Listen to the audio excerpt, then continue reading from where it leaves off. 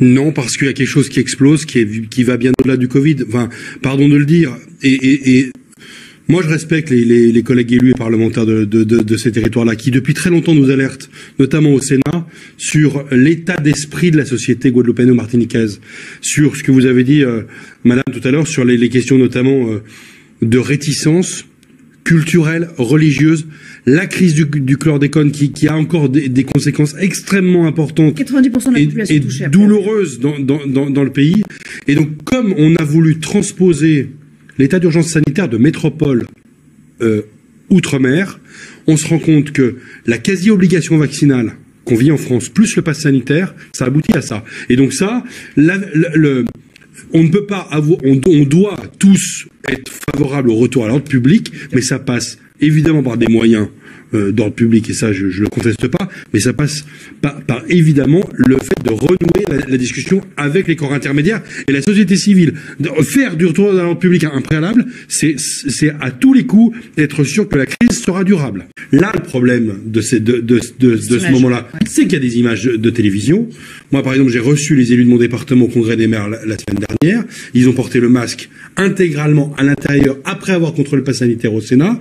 On a eu le malheur de faire quelques photos dans l'escalier d'honneur. C'est tout ce qui est resté. Et c'est tout ce qui est resté avec des déferlements de commentaires. Donc ce que je veux dire par là, c'est que le pass sanitaire, il faut bien se le dire et le redire, moi qui suis un opposant à ce pass sanitaire, c'est que il ne protège en rien de la contamination dans les lieux où il est obligatoire. Et ça, faut le dire tel quel, parce que à partir du moment où on a dit qu'on l'enlevait et on admet en même temps, et c'est le cas de Jean Castex, que la contamination est possible. D'ailleurs, il a été contaminé chez lui.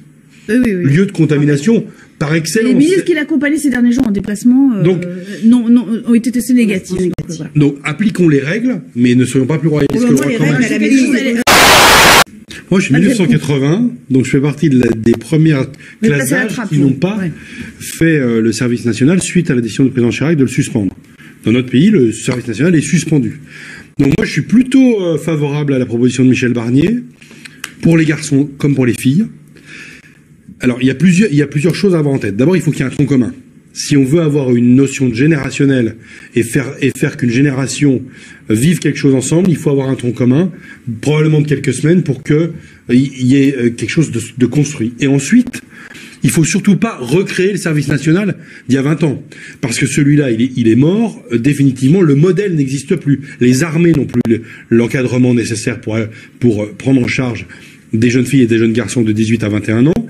Et puis, il y a sans doute dans la société civile, dans la société, des besoins autres, dans l'humanitaire, dans le social, dans le médical, peut-être aussi à l'échelle européenne, pour qu'on ait des volontariats, des capacités de donner. Moi, je crois qu'il y a une dimension, au moment du passage à l'âge adulte, qui est une forme de mue qui est nécessaire, une forme de rituel, de passage. Ça existe dans beaucoup de sociétés, si on regarde sur un plan anthropologique. Et moi, je trouve que ce serait intéressant. Mais de grâce, ne pas recréer un service militaire ou national tel qu'il existait avant. Quand même.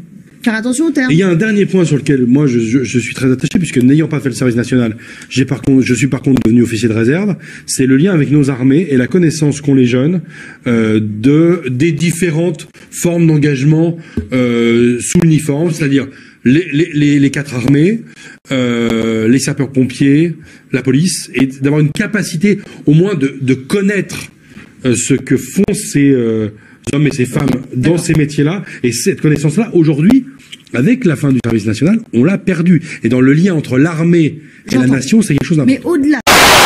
Là, le problème de ce moment-là, c'est qu'il y a des images de télévision. Moi, par exemple, j'ai reçu les élus de mon département au Congrès des maires la semaine dernière. Ils ont porté le masque intégralement à l'intérieur après avoir contrôlé le pass sanitaire au Sénat. On a eu le malheur de faire quelques photos dans l'escalier d'honneur. C'est tout ce qui est resté. Et c'est tout ce qui est resté avec des déferlements de commentaires. Donc, ce que je veux dire par là, c'est que le pass sanitaire, il faut bien se le dire et le redire, moi qui suis un opposant à ce pass sanitaire, c'est que il ne protège en rien de la contamination dans les lieux où il est obligatoire. Et ça, faut le dire tel quel, parce que à partir du moment où on a dit qu'on l'enlevait et on admet en même temps, et c'est le cas de Jean Castex, que la contamination est possible. D'ailleurs, il a été contaminé chez lui. Oui. Lieu de contamination par excellence. Les ministres qui l'accompagnaient ces derniers jours en déplacement ont été testés négatifs. Donc, appliquons les règles, mais ne soyons pas plus royalistes que le roi quand même.